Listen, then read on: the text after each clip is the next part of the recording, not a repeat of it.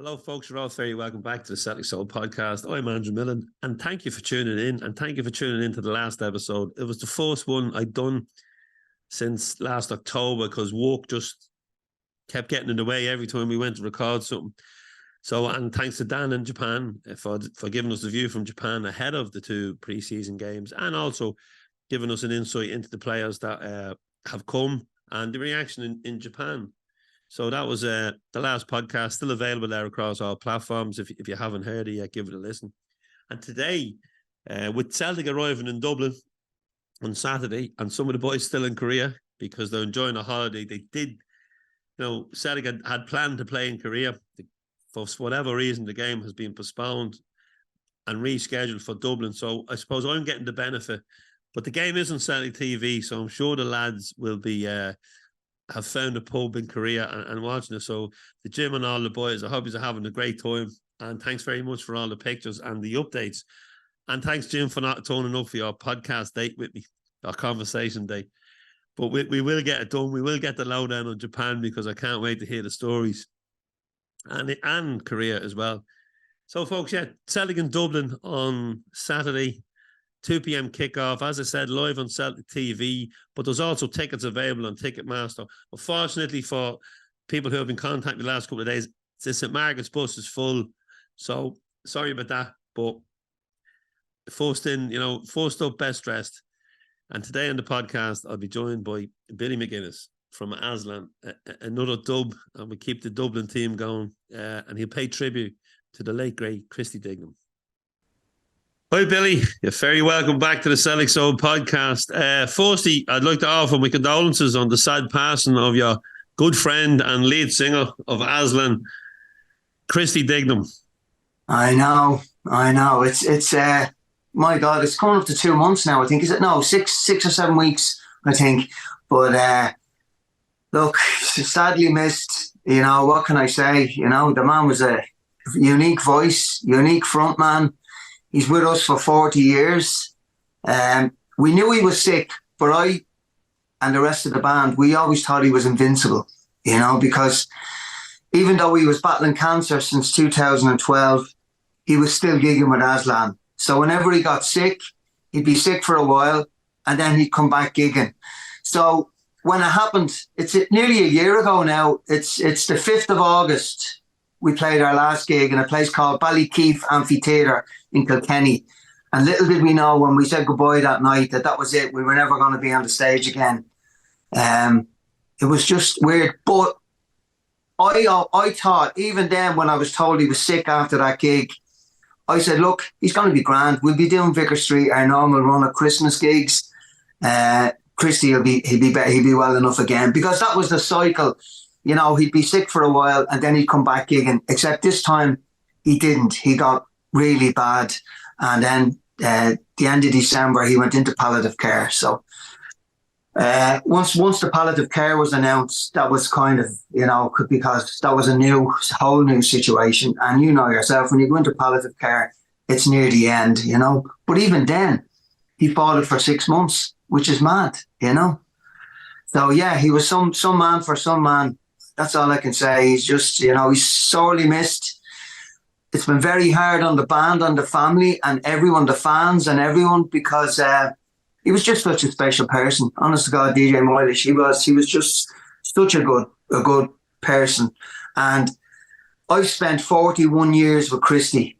So other than the family, I think the band would have spent the most amount of time with him, Yeah, and like Celtic are in Dublin this weekend for a friendly, and Aslan have just released the Fields of Athenry, which is a Celtic anthem, an Irish anthem. Was that the last recording Christy done? Absolutely, 100%. Like 2 weeks ago, myself, Joe and Alan, we got together, and first question we had to ask ourselves was, number one, did we want to continue? That was, or did we just want to knock it on the head? We love playing music. Music has been our life for 40 years. So the three of us decided, look, we want to keep it going. How we're going to keep it going, we don't know as of yet. But 2 weeks ago, we went up to the rehearsal room. We got the instruments out of the lockup. and we set up and we started playing Aslan songs. And it was like therapy for us. It was because when we were playing the songs, we were talking about Christy. We were talking about where they were written. You know, songs like This Is, oh, do you remember we wrote that in the pigsty in Ballymun? And so when we're playing the songs, we're talking about Christy, we're remembering where they were written, we're remembering what studio they were recorded in. It's just bringing us back. But we said, is there anything we can do now, this minute, as a tribute to Christy and as a thank you to the fans? So Joe actually said, well, I wonder what the very last recording was with Christy. And it turns out that it was the Fields of Athenry. We were approached by Paul O'Reilly from Dolphin Records. And this was during COVID now. This is COVID. That's why I'd kind of forgotten about the recording. And he asked us, he said, look, I love the way you make a cover version your own. You know, the likes of Angie, Wish You Were Here. In fact, we've done so many covers that we actually done an uncased covers album where we covered Gilbert O'Sullivan, David Bowie, blah, blah, blah. But anyway, he said, look, I'd love you to have a go at the Fields of Athenry just to see what comes out. So we did it, and we recorded it in Jellistown Studios, which is just out by Ratoath.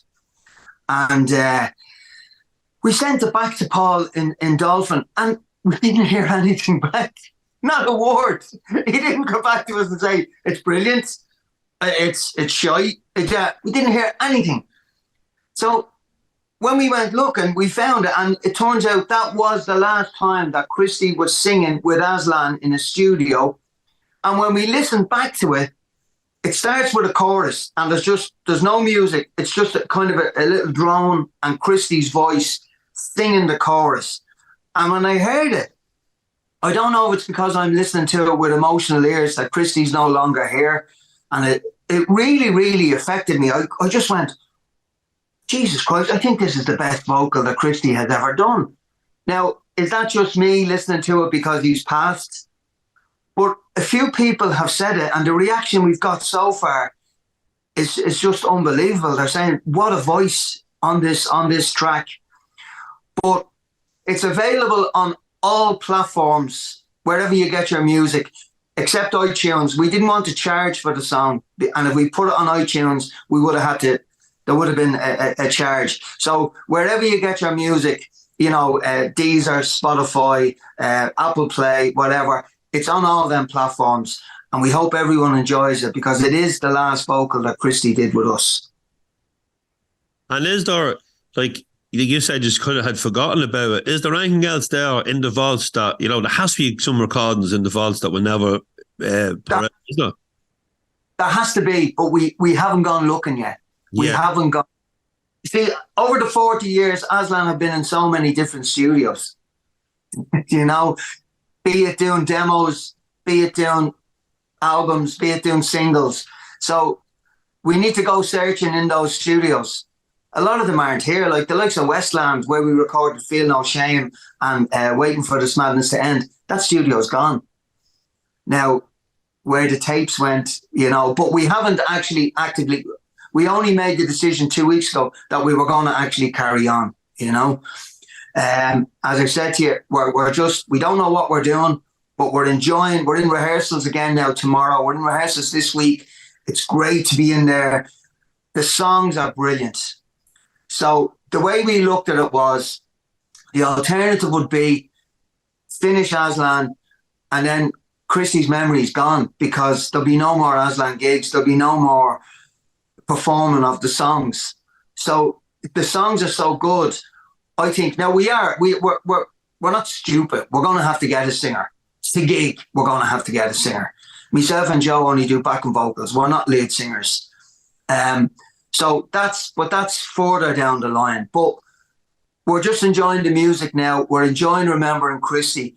But when we do go and gig, and we are eventually going to have to hit the stage because we're working musicians. Aslan have always been a working band.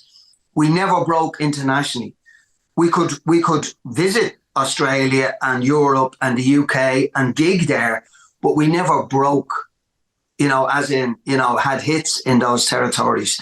And I think that's what Christy liked. Actually, he said in several interviews that he'd rather be, liked in Ireland and Dublin, and rather than making it elsewhere. I think he was very proud of what we did in Ireland. And whenever he was asked about, Aslan were never successful, 41 years as a band, gigging and making music is a really big success, I think, Yeah, and it sounds like it's therapy for you, Billy.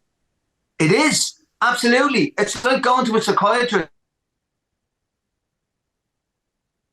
Our gear went into the lockup, and I felt sorry for Alan. Like I'm in the music. This is the music room at home here. My son Jake, he does recording here in his band. Don't Tell Mum. My other son Liam, his piano is here, just right beside me. So I could come in here and I could play the songs, put on Made in Dublin, play along to Made in Dublin, grand. But I felt sorry for Alan because his drum kit was in the lockup and he'd no drums at home. So I'm sure he was banging out on the sofa or whatever. But coming together 2 weeks ago was really, really special for us because, as I said, it is therapy, without a doubt, because we're talking about what we're going through. And, we've lost our singer of 41 years, and he will never, ever be replaced. He will never be replaced. We'll have a singer, all right, but it won't be Aslan in its truest form. Aslan in its truest form is Christy Dignam fronting the band. We're not dopes. We realise that. But we love music. We love playing music. What am I going to do? I'm 63 years of age. Am I going to go off and learn a new trade? Music is all I know, Music is in me blood. It's passed on into Jake and Liam's. My dad was in the Nevada show band. That's where I get it from. So music has always been there throughout my whole life. Yeah, like when you mentioned Christy there about his love for Ireland and Dublin, there was never any airs or graces about Christy or Aslan, and that was, I think, the working man on the street could always relate to Christy, because when he was going through his illness, because he was fighting so hard and putting on, like, Christy wasn't busy dying, Christy was busy living. And his interviews are, there's one interview he done, it's one of the most honest interviews, and it was with Eamon Dunphy on his podcast. And he speaks about, his heroin addiction, his music, going to Thailand to get clean. And just, I think that's why, because, I think younger people now, they're looking at all these, pop stars and, it's social media and that, and it's false. Whereas there was nothing false about Christy Dignam. Absolutely. You hit the nail on the head there. That's what the Irish people loved about Christy, his honesty. In the music business, it's all smoke and mirrors. You've done interviews with other band members. You never get the full story from the lead singer. You'll get about 50% of what you're looking for. With Christy, you got 100%. You got about his drug addiction. You got about when the band broke up. You got about his child abuse. You got about his cancer. He never shied away of talking about the bad times. Yeah. Wasn't all the good times, as it is with most singers in a band. They want to talk about the good times. Christy spoke about the bad times, and people respected him for his honesty, and especially in his book. His book is like so honest. I was saying, Christy, do you really want to leave that in? Absolutely, of course he does, because that's what Christy was. And it was like when it was coming to lyrics, the same with lyrics. We'd say, right, Christy, and Christy would look at the lyrics and he'd go, I can't sing that line, Billy. Like, I don't believe that line. And if I don't believe that line, singing it, the people that are listening to it won't believe me. So every line that Christy sang, he had to believe in it to make it real. And that's a sign of someone that takes their craft seriously. Do you know what I mean? Yeah, like he's a Dublin, maybe an Ireland institution, but in Dublin, when you think, like Luke Kelly, Phil Lynott, Christy Dignam, like they're all in that mold, like they are. loved by the Dublin people. Yeah. I've always maintained, and I said it on Ian Dempsey breakfast show years and years ago. I said Christy Dignam is in the top 3 of Dublin frontmen, and I went Bono, Phil Lynott, and Christy Dignam. I said no, he could be first, could be second, he could be third, but he is up there. He is in there of definitely one of the best performers. His voice is so unique. Like you heard the track, The Fields of Athenry. What a vocal!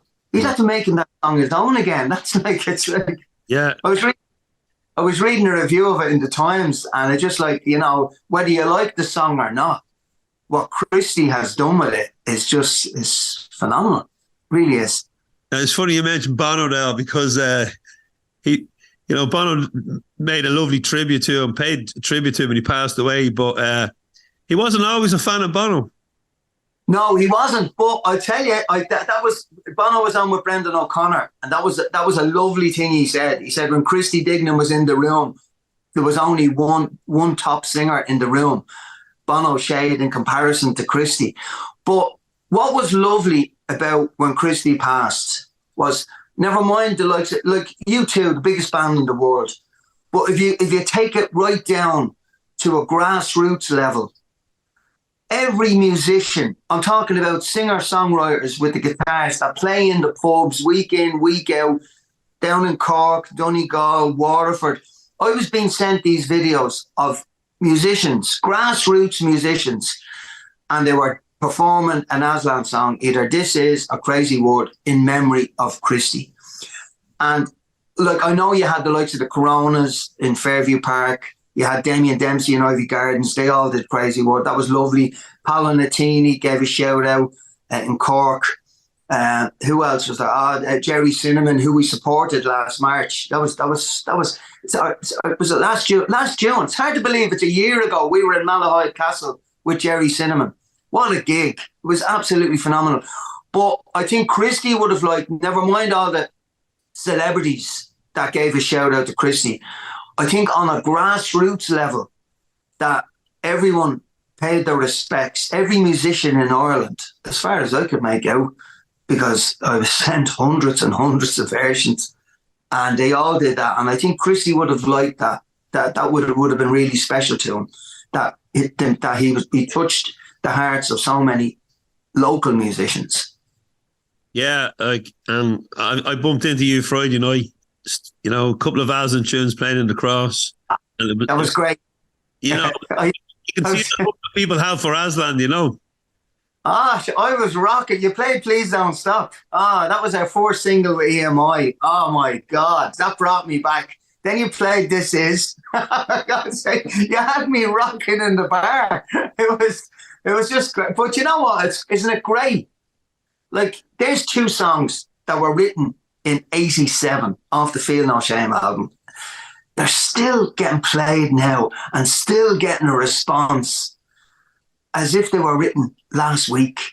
Do you know what I mean? And that, when we were playing the Aslan songs, we were going, where's the song? Written in 1994. What's it about? Homelessness. Here we are, 2023. What's the big issue? Homelessness. 13,000 people in homeless. Lay your head down in Cardboard City, 'cause you've nowhere left to go. That song could have been written yesterday. Don't Look Down on Me. Life Is Not a Pretty Thing. All those songs could have been written last week. Yeah. They are so still relevant. It's only when you start playing them and you're listening to the lyrics and you're going, my God, they're so relevant. Crazy Word is relevant, will be relevant forever. Yeah. Forever. No, it really will. Even last night, I was in the Arms last night. It was packed. The pub was packed, and stuck on Aslan. And all I could hear from a girl behind me was, poor Christy. And then the whole pub sang it word for word. I think there's actually someone might have a video of it. There was people videoing stuff, but that's just in a local pub. Working class people out on a Sunday night, yeah. But Christy gets the same reaction as I'll get if I play Canto by Jerry Cinnamon, But if I played, Crazy World is obviously a favourite, but like I love the stuff off the first album because in 1988 I went on my first lads' holiday to Yugoslavia, the former Yugoslavia, and we had an Aslan tape and a UB40 tape, and the two of them were played constantly. You know, so I'd say that people lying beside us at the pool were going, but we who the fuck are they playing? Like, you know what I mean? It was over and over again. So that's why that first album is very special to me, because I've great memories of being an 18-year-old kid when it came out, you know. And I remember going to see us supporting Bowie. I think it was in Slane, was it? Yeah, 1987. Yeah, supporting Bowie, and that was kind of it's gas. Even Christy spoke about the Bowie gig. He said it was a bit of a whirl because you're there. The audience are like 20, 30 feet away from you between the barriers and security and everything. Now, it was a fantastic gig, but Christy didn't remember it. He said, and when he got sick, he said, I'm going to remember every gig that I do now in the future because I don't know which one is going to be my last. And he always took a moment to where he was and how the gig was going. And in Slane, he didn't do that. So he was asked, how was the gig in Slane? He says, I don't remember. We just went on. We did a half an hour. Bang, Big Country were on after us. And then David Bowie. A band from Limerick called The Groove opened up for us. Oh, they were the first band on. But look, it's just, there's so many great memories. And as I said to you, we're in the rehearsal room now and we're talking about them. We're talking about these times. Look, I'm talking to you. We're saying, yeah, do you remember that? And do you remember this? And remember that? Just great times, you know, really good. Yeah, look, he's an institution, and as are Aslan. So, like, there has to be a tribute concert down the road. Do you know what? It's a few people have said that. Wait and see. It's too soon at the moment. Do you know what I mean? Too soon. It's way too soon because it's just is he 6 or 7 weeks gone? So yeah, it's too soon. It'd be too soon. It'd be very you have to take the family's consideration into everything. Do you know what I mean? Yeah, you know. But it's great to hit that you're back playing because as you said, you know, you're 63. You know, people still want to hear the songs. You know, because even if it's me playing a track when I'm DJing, or if it's a lad in the pub with a guitar and he's doing it like an Aslan song, nothing is bad. Christy's gone and it will be forever missed. But like, I'm delighted to hear that you're going to continue in some form, in some shape. You know what I mean? Yeah, exactly. As I said, like the songs are great. We enjoy playing them. We actually love playing the songs. So if we do that, we're hoping that, you know, when we do get back on the road, that people will come with an open mind and people will actually sing the songs to us. Do you know what I mean? That's what we're hoping for. Yeah. And look, the joy that we're getting of being in rehearsal, just that decision, after a year of not playing, like that's possibly the longest that we've been without playing music. Because even when Aslan split up back in 88, we carried on as a band. The four of us carried on. We went straight into another band called the Precious Stones. And then we got back with Christy then for the Janelle gig. We wrote Crazy World, was one of the songs we wrote for that Janelle gig, and the rest is history. But we hope people will come with an open mind.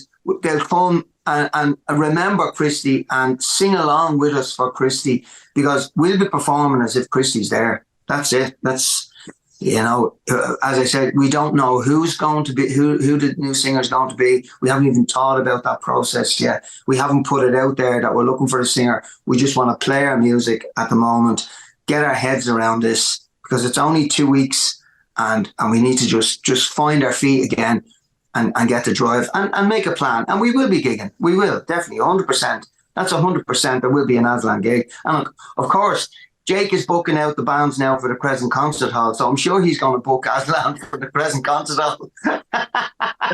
Isn't it mad? I remember when Jake was born, and I was saying, I wonder will Jake ever get to see me live? Now, not only did he get to see me live, but he played with us in Vicar Street, Cork Opera House, Ballykeefe, Actually, the last gig we did, Jake's band, Don't Tell Mum, with the support band. Right, yeah. And now Jake is booking bands, so it's gone. I never thought I'd see the day that Jake would actually be booking Aslan for a gig. Never mind playing with us. It's like, it's just, you can never, with music, it's just, it surprises you all the time. It's great. Yeah, no, it is. And it would be great to see us again. But when I think back as well, you talk about, that was our last gig, or that was our last gig. The last gig in Glasgow in the Grand Social was absolutely, and we spoke about it the last week on the podcast. Yeah. That was just a brilliant gig. And that's the last time I see an Aslan. That was a stormer of a gig. That was amazing. And the last thing about it was we were supposed to go back there this year. We were supposed to go back. I think it was March or whatever. I'm nearly sure. Same venue in that. What was it called? The Grand Social, wasn't it? Yeah, I think it's the Grand Social. On Jamaica Street. Yeah. On Jamaica Street. Yeah. What a gig. The place was heaving. Oh, it was packed. We rocked it. It was just, we were on fire that night. It was great. It was fantastic, No, it was amazing. Now listen, there's been so many, like as you say, 41 years, of Aslan. There's been so many, events, gigs, recordings. Billy, take me down memory lane. There was plenty of ups and downs, but it's been some ride. Take me somewhere on that. Give me a Christy story, or give me something that's stands out from maybe the early. I suppose the first time we toured America was really, really, we were bricking ourselves, because we were going over there and we were going to the home of rock and roll.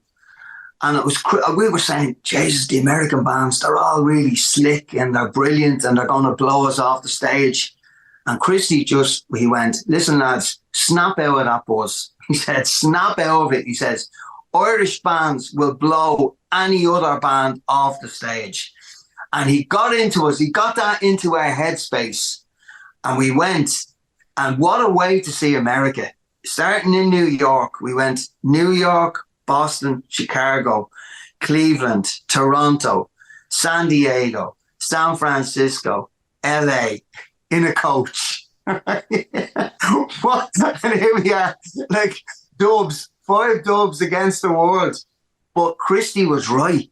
We went over there, and the American bands were slick, and it was the home of rock and roll. There's something about Irish music, and you look at bands like the Cranberries, you look at like U2, you look at the Scripts. There's something that, for such a small population that Ireland is, we produce world-class acts. Absolutely, without a doubt. But most importantly, all of those bands are brilliant live. They have this live thing. I don't know if it's because the way you start here, you start in a garage or you start in your bedroom, and it's constantly live, and you're playing gigs in little shitholes, and then you move up, and it's a constant gigging that makes you better and better and better. Whereas I think other acts tend to come together and avoid the live playing, would go into a studio and get we tend to do it back to front, but the right way. The right way is to do it. Start small and keep gigging. As I keep saying, that's what Aslan, when we scaled everything down into Aslan Unplugged. MTV was doing Aslan Unplugged or MTV Unplugged. You had Nirvana and everyone doing Unplugged. And we copped this and we went, you know what?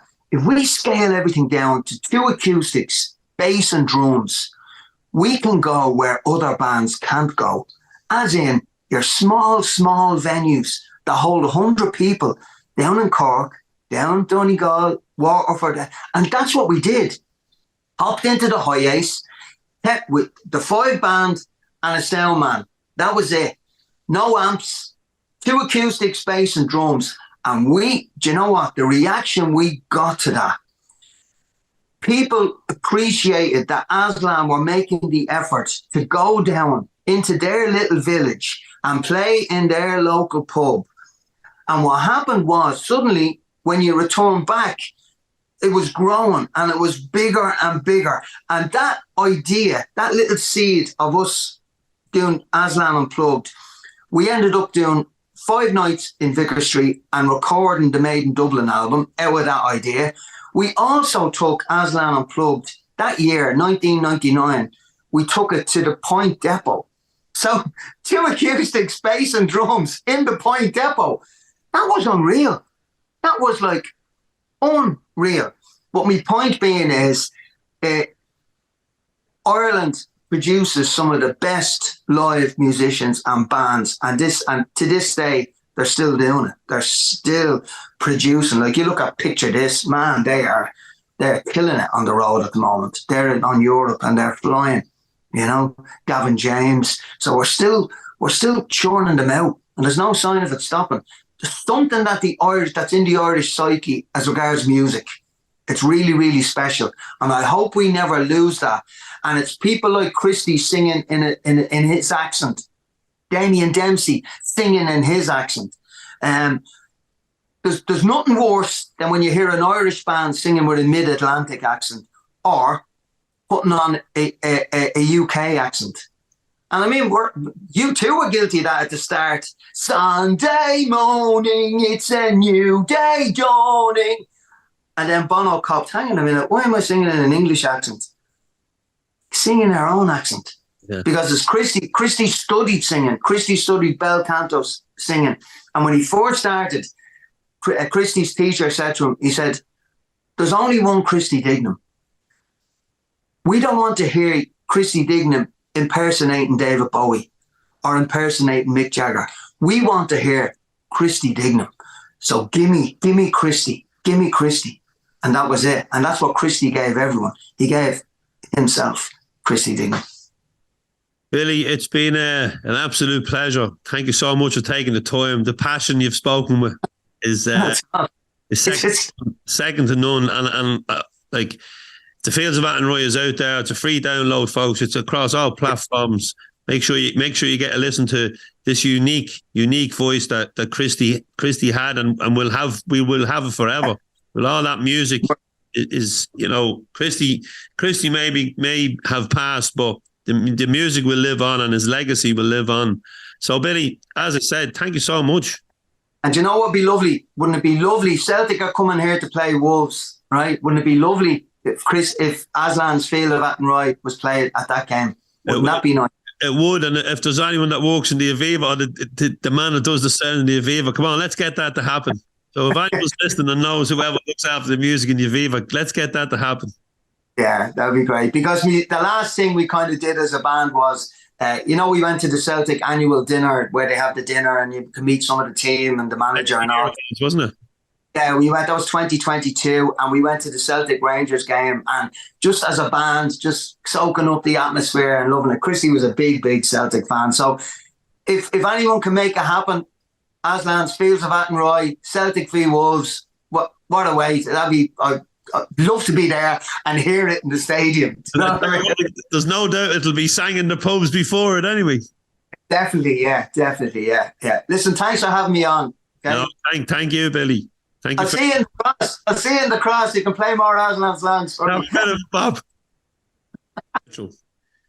Well, folks, thank you so much for listening to the podcast. I hope you enjoyed it. It was heartwarming to hear Billy's tribute to his late friend and lead singer of a great band, Aslan. We've all got memories of gigs we've been to see Aslan. I spoke there, but my last time seeing them, which was in Glasgow, what a night that was. Great. I think we beat Rangers the next day, didn't we? That was even a better weekend. But yeah, folks, listen, and thanks as always for all the support. The Fanzine is sold out, print copy sold out, but you can still get the digital download. And if you don't want to miss a copy and you want it through the letterbox and into your inbox every month, subscribe and we'll give you a free t-shirt as well. Can't say fairer than that. Thanks for listening to the podcast. Thanks for attending our live shows. We don't really have much planned on the live front. The next thing we do, I think, is in October, St. Margaret's 25th anniversary of the Supporters Club. And we have Martin O'Neill, Alan Thompson, and John Fallon as our guests in City Nod.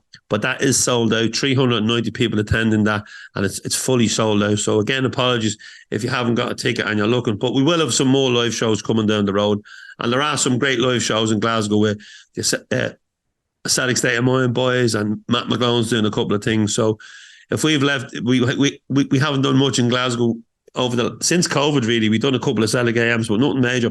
But maybe we will get back to doing something in Glasgow. But there's plenty of others doing it, and they're doing a great job. So well done to all the boys there. What else have I to say before I go? No, that's it. Thanks for listening, and I'll see you on Saturday, maybe in the Aviva Stadium or in a pub on the way home. Keep the faith, folks. Thank you very much.